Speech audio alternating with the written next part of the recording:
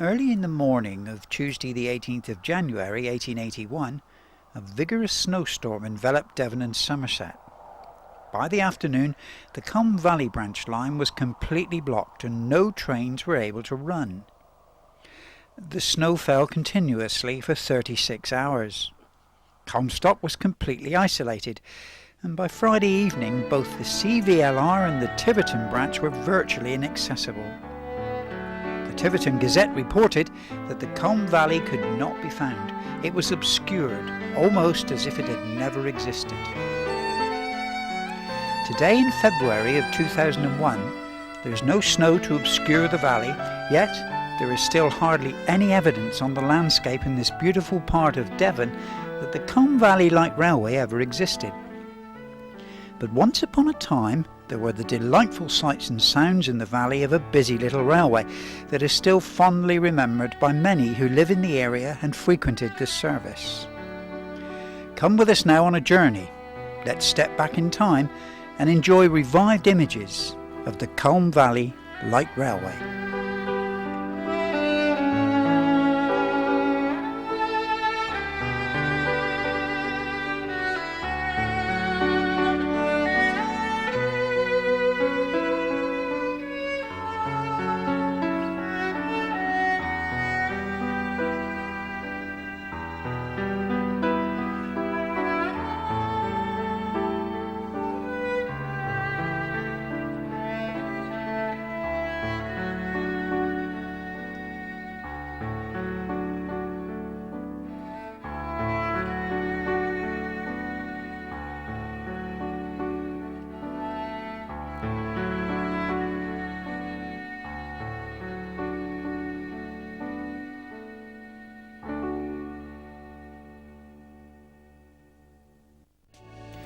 Here 'tis Devonshire, my answer. This part of the southwest has some of the most attractive countryside in the British Isles. Now I would say that because I'm a Devonshire lad myself. Hundreds of thousands of visitors flock to Devon for holidays each year, and summer usually hosts crowded beaches and famous attractions. But just off the M5 motorway and the main London to Penzance railway is a prosperous industrial valley with just a few major attractions. Novelist R.D. Blackmore of Lorna Doone fame once wrote about it. It is the valley of the River Culm. Through this valley for almost 100 years ran the Culm Valley Light Railway. Whilst the main line just a few miles up the road thundered with powerful steam locomotives en route from London, the Culm Valley engines were of the smallest class and often hauled but one single coach up and down the line. In modern terms, I suppose you could say that it was all a bit laid back. It was a light railway system, but we'll explain more about that later. By the 18th century, agriculture had become the predominant industry in the area, and many corn mills had grown up around the River Culm and its tributaries. The problem of transportation was looming. Roads were primitive, and the expanding transport of the age, the good old horse and cart, was finding it hard to cope with the poor road facilities. I suppose it was a case of potholes rather than motorway cones. But major developments were stirring in the north of England, and this would soon have a profound effect on the Culm Valley. In 1808, Richard Trevithick displayed his newly designed train set to a largely uninterested public on the site where Euston Station now stands. He tried hard to convince everyone of its merits, but just seemed to be going round in circles. In the north of England, industrialists, particularly in the coal mining industry, realised that greater loads could be pulled if primitive wagons ran on rails instead of trundling on badly made roads that led to rivers and seas. Horse-drawn trains emerged, slow but getting there eventually.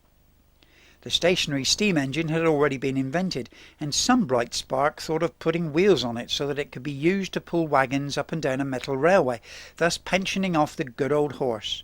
Hence the very first industrial steam locomotives appeared around the coal pits in the north of England. By 1813, William Hedley and Tim Hackforth had developed their famous locomotives, Willum Dilly and Puffing Billy. I suppose it sounds better than Thomas the Tank Engine. Another pioneer of steam was George Stephenson, who started life as a boot repairer, bless his soul.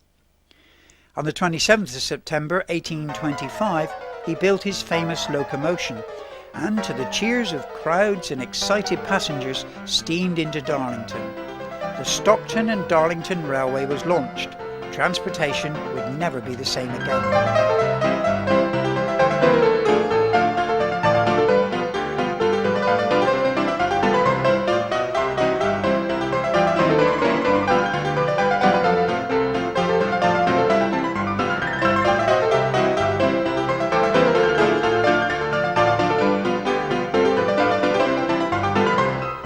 With Stephenson's victory at Darlington, he now saw the opportunity to link the two great cities of Liverpool and Manchester, so he built tunnels, cuttings and viaducts plus 63 bridges, thus showing his great skills as an early railway pioneer.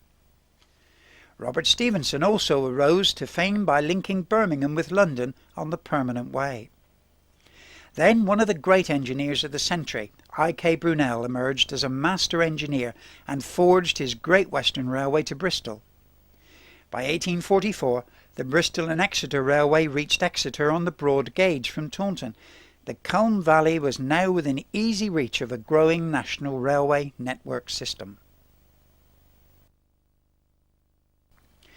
The mainline railway corporations were beginning to yield large profits, but where some small rural lines were concerned, the larger companies thought it best to leave the task of building to local people who could raise their own capital.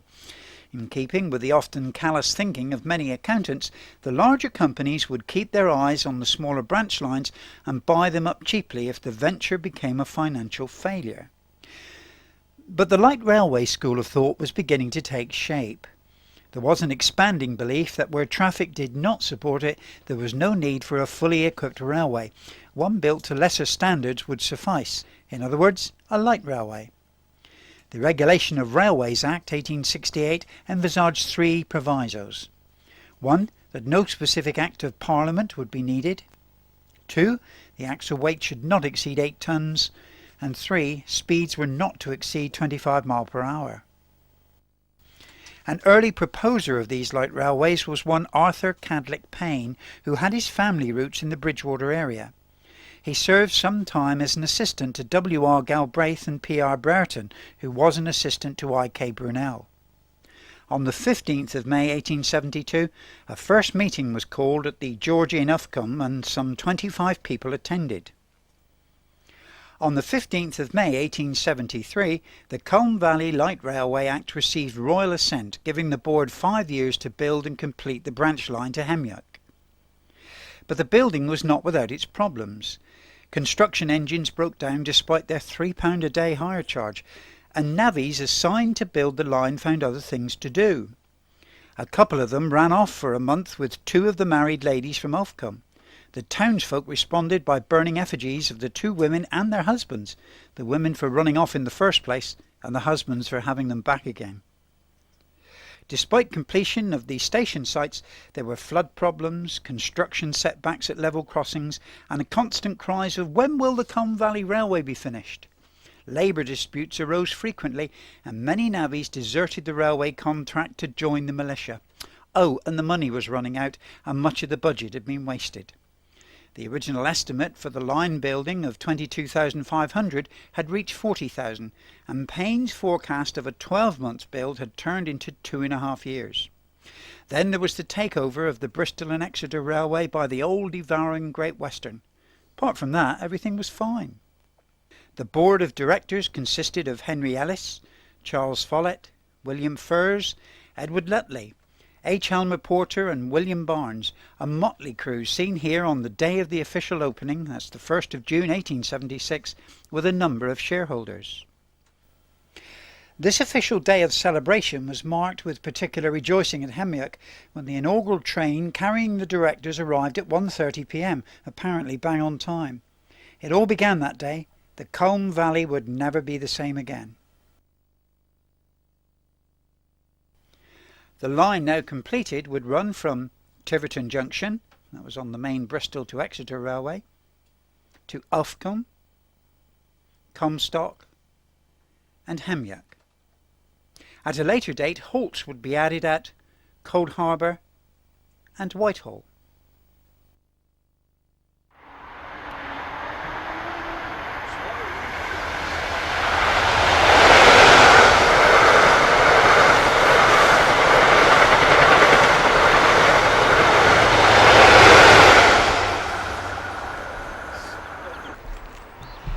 It's hardly noticeable as the HSTs thunder through it today, but this is the site of old Tiverton Junction, the beginning of the Culm Valley branch.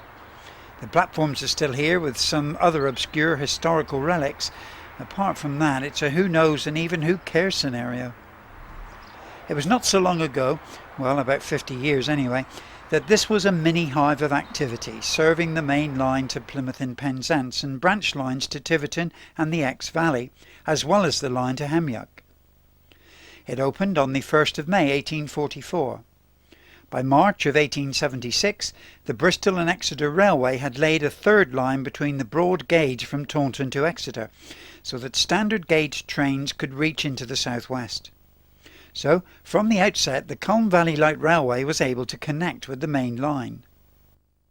Without runaround, the carriage was backed up the gradient, the engine moved into a short refuge siding, and the carriage was free-wheeled back into the platform. On the 12th of May 1986, Tiverton Junction station closed when Tiverton Parkway was opened a short way up the road. In 1992, the old station buildings were demolished, and that was that.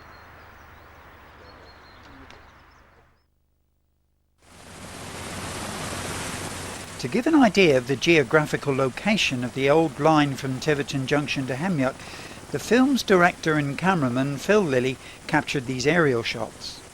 Below you can see the M5 motorway just above the old Tiverton station site. From his elevated position, Phil found it difficult to locate the old Culm Valley Railway trackbed, which today has been partially obscured by industrial and housing estates. To help identify the line further, we will graphically highlight the approximate areas where the branch operated. We are now on our way through the valley to the first stop, Coldharbour Halt. Even though it's February, the view from here is quite breathtaking.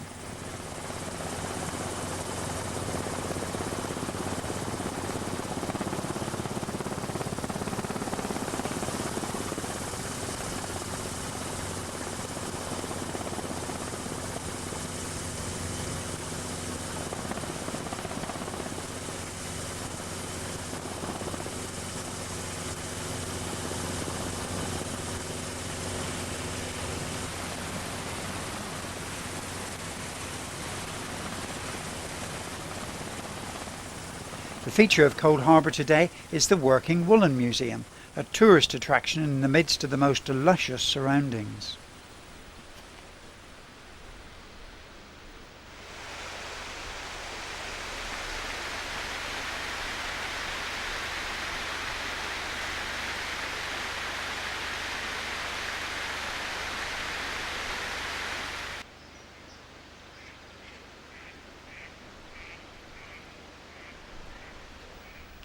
The halt opened on the 23rd of February 1929.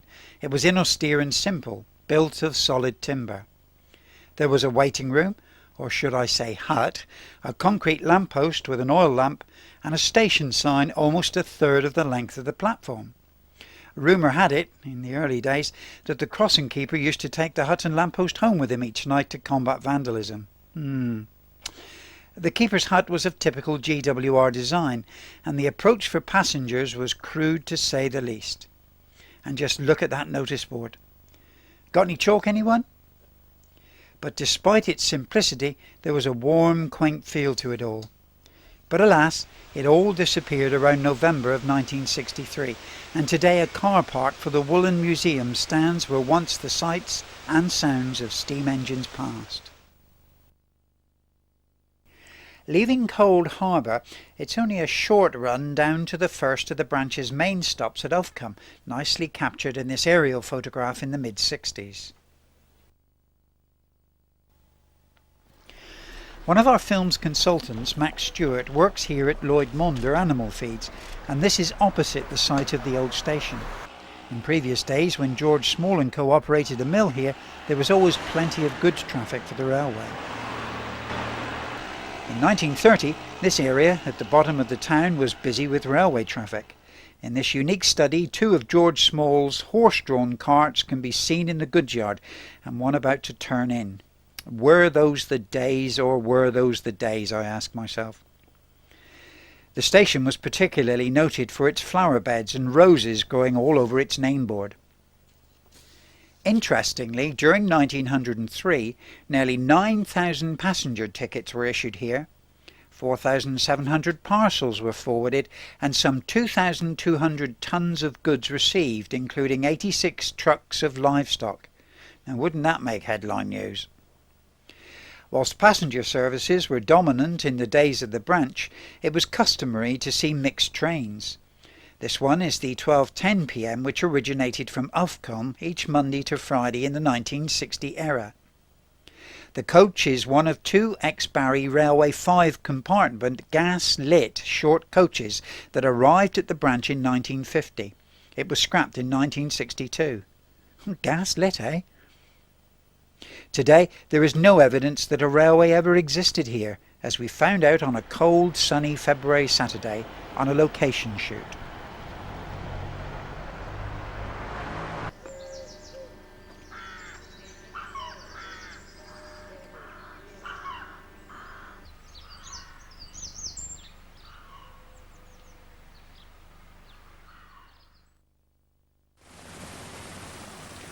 On now to Culmstock and back to Phil Lilly to determine aerial shots of the old route.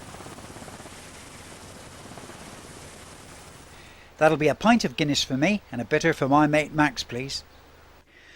The Culm Valley Inn used to be called the Railway Hotel in years gone by, and today landlords Lance and Hannah Prince still recall yarns of the old branch lines. Then there were the reports of refreshment breaks at Culmstock. As the train drew up at the station, the fireman or guard would hurry into the bar at the Railway Inn and order a tray of drinks for the train staff. And why not?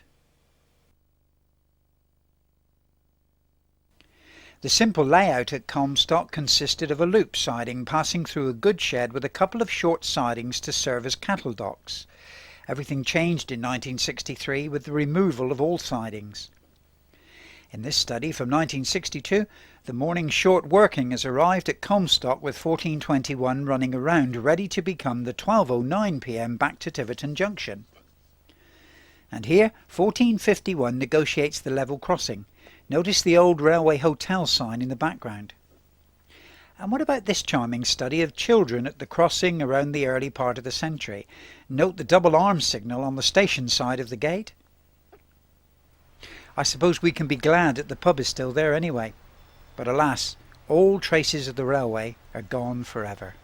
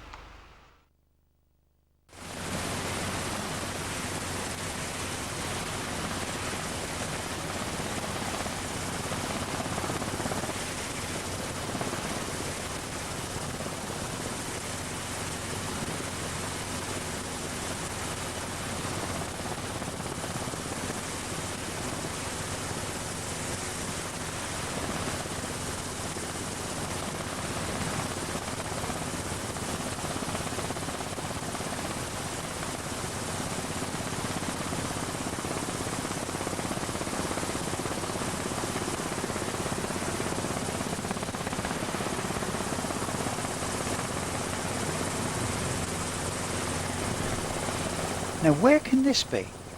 It's sort of in the middle of nowhere, but wasn't that often the situation with many country halts? It wasn't until February of 1933 that the GWR opened Whitehall Halt and installed what can only be described as an economic or maybe prudent facility. There was a timber-faced platform even shorter than the one at Coldharbour, but the notice board was a bit more stylish. Mind you, there's no information on it. A small wooden hut never did make it to the platform level and lived just inside the level crossing gates opposite an even smaller unit for the gatekeeper. After all, he only needed 2 levers on the ground frame to control entry and exit to the siding, and this was prohibited to locomotives. This study features number 1421 arriving on the last day of passenger operations in September of 1963. Now I ask myself, would Whitehall Halt have been nominated for Best Kept Station? I think not, without a pair of grass cutters at least. Here the fireman opens the gate in November of 1961 for the 3 p.m. from Hemyock. Even after passenger services closed, the passenger hut remained in service, but only for newspapers to be dropped off for the local residents. Later in the film we will observe some unique archive moved images, along with other footage of the branch. The current owners of the site are keen to keep the memories of the halt alive, but it's not like the real thing, is it?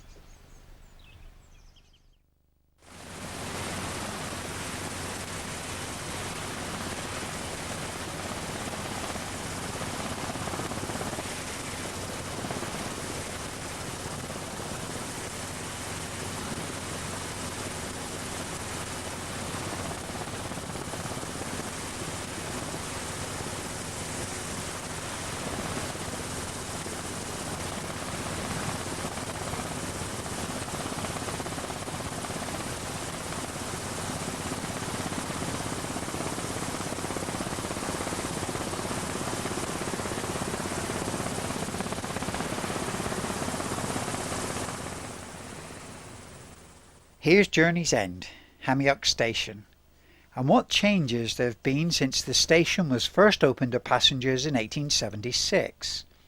Even at that time there was talk of extending the line all the way to London, but as it is, it ends here. We're now just over 7 miles from the junction and 400 feet above sea level. Major changes occurred at Hemyock shortly after 1930, when the whole of the layout west of the station was revised. The engine shed was closed and pensioned off with the carriage shed. In place of this, a more convenient runaround loop was installed together with a new corrugated iron goods shed on the north side of the platform. There were no signals here after the turn of the century, so the sign on the signal box was a bit of a bluff. Goods traffic was busy, and this study shows the 2 sidings into the butter factory in 1904. In later years, milk wagons were prominent on the line with produce from the Cow and Gate factory just over the road, later to become the St Ivel Creamery. Mr Quick, station master at Hemyock in the 1920s, stands proudly in his frock coat between the 2 shunting porters and next to GWR 1300. Little Mickey Green is apparently waiting to complain about the lack of job opportunities for miners on the railway. In 1903, almost 15,800 parcels were forwarded from here and 4,237 passenger tickets issued. 2,980 tons of goods received, with 70 truckloads of livestock handled. Oh, and season tickets weren't available until 1923. The site is totally void of memories today. It was even difficult to assess the position of the old station buildings, but don't despair. Thanks to the expedience of amateur cine enthusiasts, we can still enjoy images of the working railway all the way from Tiverton Junction to Hemyock.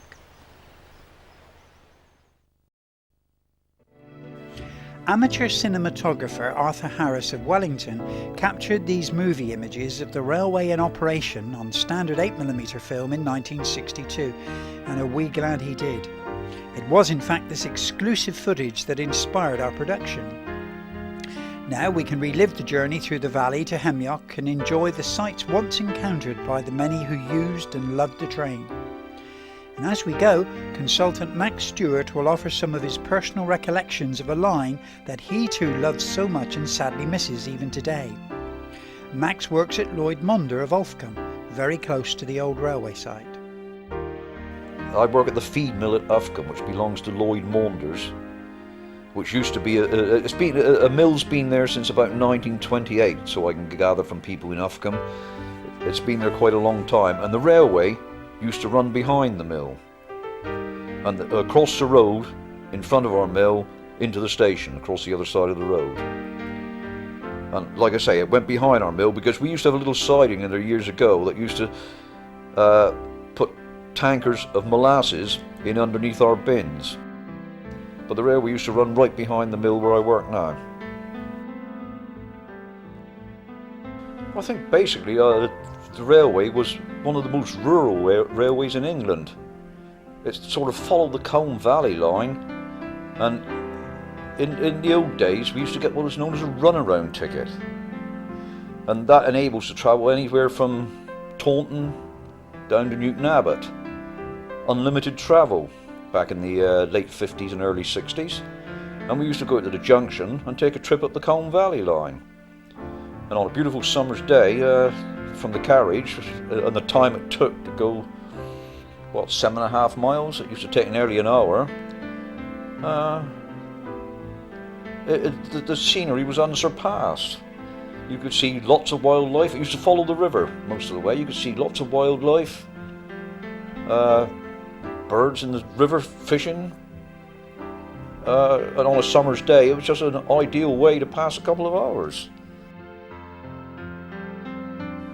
I think being what should I say, that I love steam railways and being brought up in an age of steam, I think steam railways had something that diesels didn't. Steam railways were sort of living things. You felt as though the engine taking you, even on a 7.5 mile route along the Culm Valley, was a living thing. You know, and as has been said before, talking to you before, we all considered back in those days that the railway engine, calling these little places, we treated as a friend. But the Culm Valley was one of the most beautiful rural railways, to my mind, in England. It was a real rural railway, and that was part of its charm, that it took so long to get where it got. That was part of its charm, and I think you know, like I said earlier on a lovely summer's day, it was a lovely trip. Yeah, I was not on the actual last journey of the Culm Valley Railway, but when closure came, it was the same as the Ex-Valley Railway. People felt, as the Ex-Valley Railway, people felt that a stroke that had been cut off, and although bus services were promised, that they weren't adequate to cover the loss of the trains. And I think to a certain extent that some of the villages were just completely cut off. And when you get little rural places like Whitehall Halt, which had a train service, it didn't have a bus service that called in there after the trains had stopped. And I think that a lot of people were sad that the railway went, although the actual railway lasted another 12 years for freight only.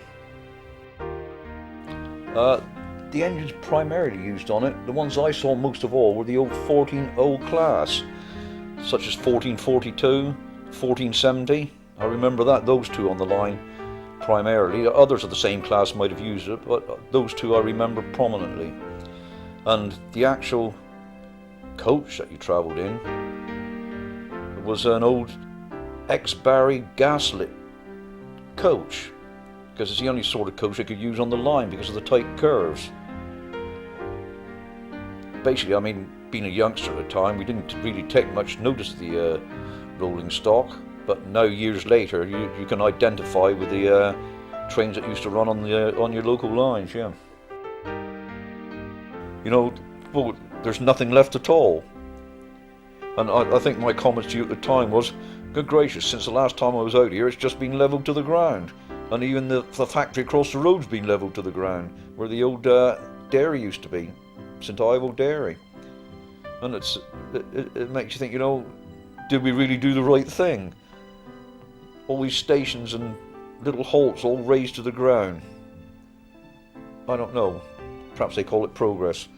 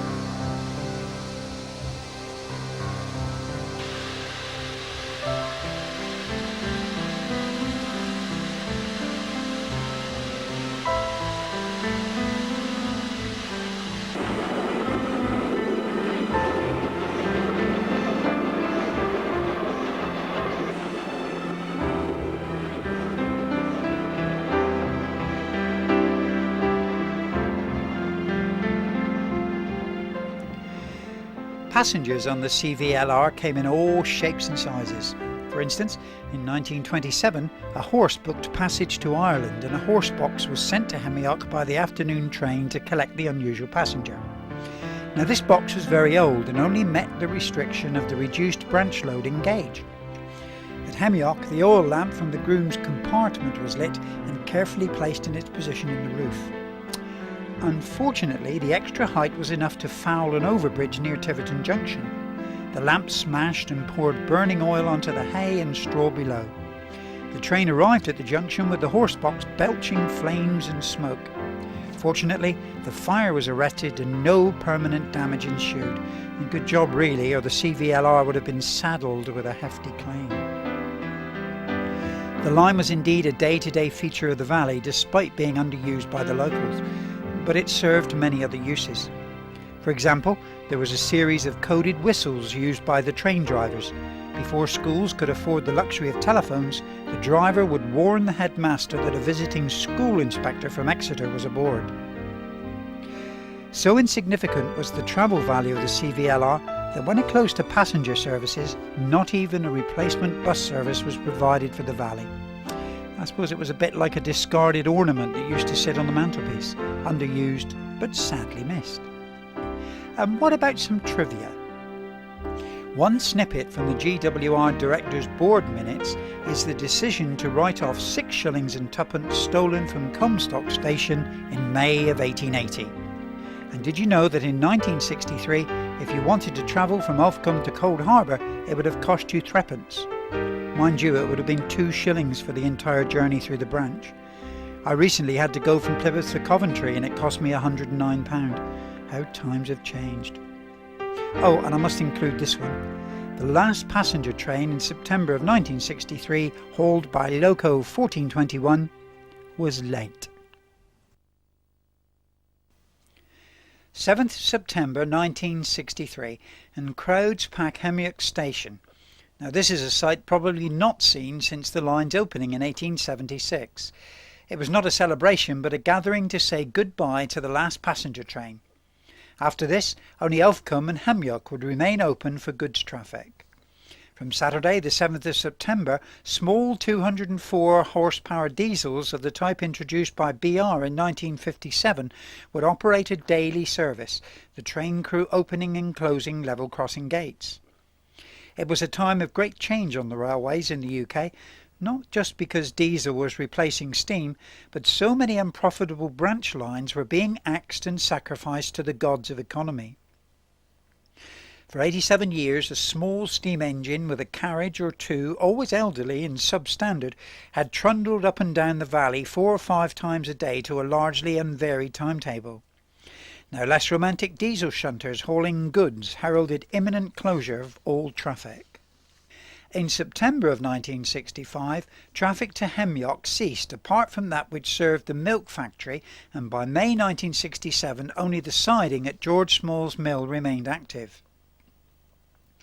The branch continued on until 1975, after line strengthening to accommodate larger diesel hydraulic locos of Class 29. These were the heaviest to work the line at 68 tons. And on the 31st of October the very last traffic over the railway was seen, and this ironically was just 7 months short of achieving its centenary. Just over a year later, by January of 1977, all the track had been lifted. It was the end of an era. In his book The Culm Valley Light Railway, Michael Messenger concludes his narrative on the line by saying, "The question remains of whether the Culm Valley Light Railway was a success. As a pioneer light railway, perhaps not, nor as a branch of the GWR empire. But as a character on the British railway stage, it was eminently successful. It did make its own contribution in a minor way to a pleasant Devon valley, and by being unorthodox and non-standard, contributed to what we now call the quality of life. A part of the valley, it was an endearing and delightful railway, and is remembered with great affection by those who knew and used it." The Great Western Society, Taunton Group, with the help of British Rail, have a grand habit of popping up on old branch lines, and a visit to the Culm Valley was no exception. In October of 1973, A journey from Exeter St David's to Tiverton Junction and Hemyock aboard 3 brake vans at the rear of milk tanks hauled by diesel D7575 heralded one of the very last special passenger tours down the line. Thankfully, cinematographer Walter Harris was aboard with his cine camera to capture some of the highlights of the journey. Despite the amateur nature of the filming in guards vans with primitive suspension, this is a unique record of West Country Railway history, and the images are self-explanatory. Although there were 3 brake vans, the 30 GWS members could only occupy 2 of them, as the guard reportedly wanted the last van all to himself. It was a bright sunny day and very changeable, but since it was so chilly, passengers lit a fire in the guard's van to keep warm. The journey lasted all of the Sunday afternoon and into the evening. See the Barnstable line curving off to the left. When the train arrived back at a packed Exeter station, waiting passengers were apparently very surprised to see so many departing the guards vans.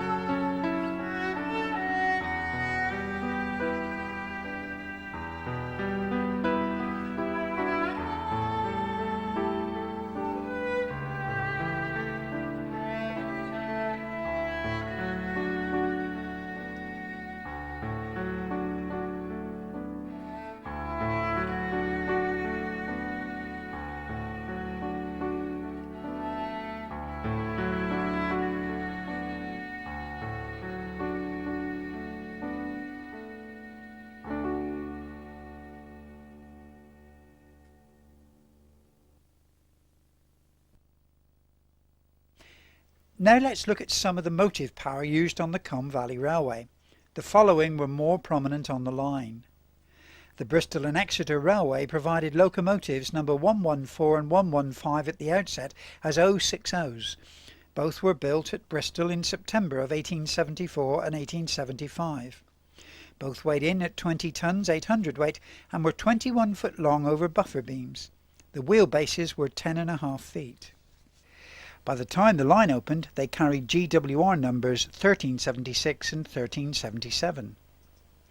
GWR 1376, originally B&ER 114, was transferred to Oswestry in 1932, where it was allocated to work on the Thanet Valley Railway. 1377 was withdrawn in 1927 for use on the Quay tramway at Weymouth.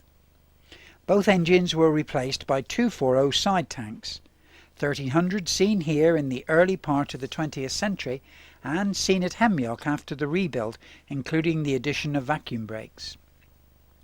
In later years the 1400 class was prominent on the line, such as 1449 seen here at Tiverton Junction in 1958 and 1421 in Crossways Cutting in November of 1962. 1450 is seen at Uffculme. 1466 pulls into Culmstock. Diesel locomotives included British Rail's D2119 used for goods after passenger services closed, and North British Type 2 diesel hydraulic in the 1960s. Monmouthshire Railways and Canal Company carriage in the guise of GWR number 1184, built in 1848 by Smith and Willey of Liverpool. It was just 13 feet long and weighed 5 tons. Photographed in August of 1962, ex-Barry railway coach converted to gas lighting built around 1920. Was 54 feet 6 inches long and carried BR Western Region number W268W. Its sister coach was W263W.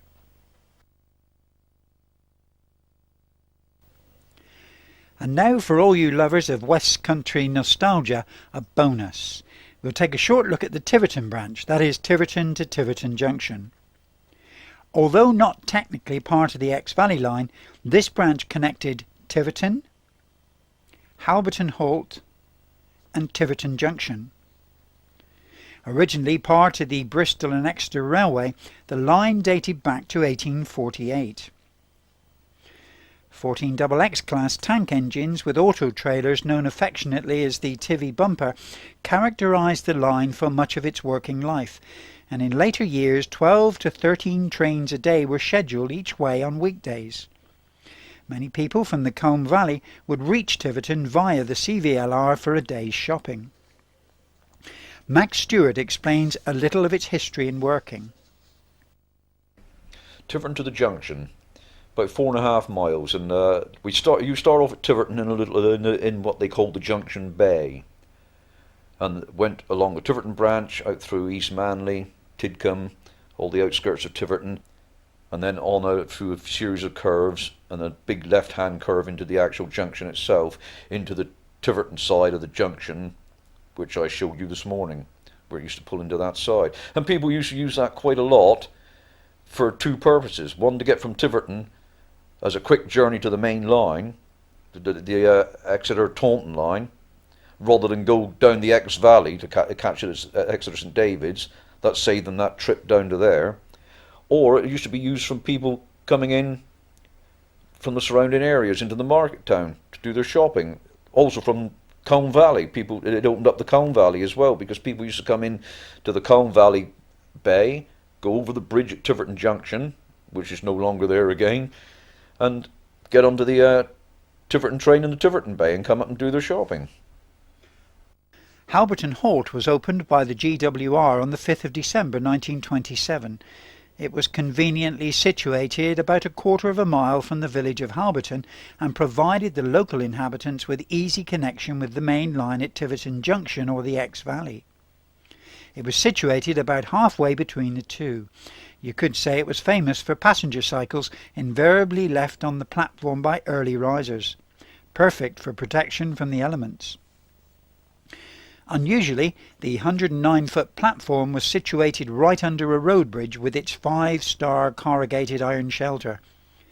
The Tivy bumper carried a guard on each train whose main responsibility was to collect fares for passengers boarding at Halberton, since there was no booking office. Well, there just wasn't room, was there?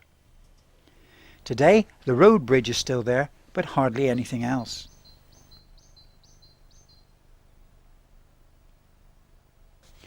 Tiverton Road, as it was called at its official opening in May of 1844, boasted an odd array of gauges at one time.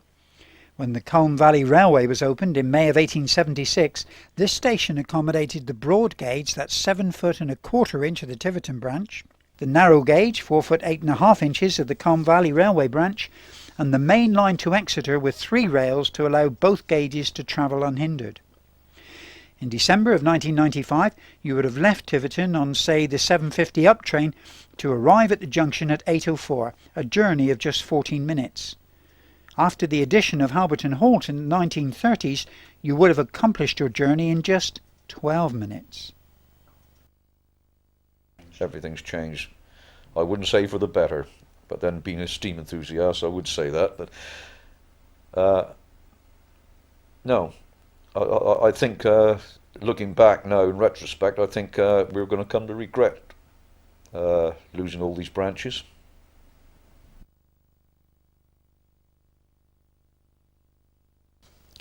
We began this film with the treacherous snows at Uffculme in 1881, so it is fitting that we finish with a similar theme observing these studies by renowned photographer Peter Gray. It's the 2nd of February 1963 and the Tiverton branch is blanketed with snow, but that did not stop shoppers from venturing to Tiverton on a cold, freezing day. On Saturday the 3rd of October 1964, the populace of Tiverton and Halberton said their final goodbye to the Tivy bumper. The last train, that's 042 tank 1450 with 2 auto-trailers W228W and W225W, left the junction at 9:28 p.m. That was the last passenger train, with the withdrawal of goods services following in June of 1967.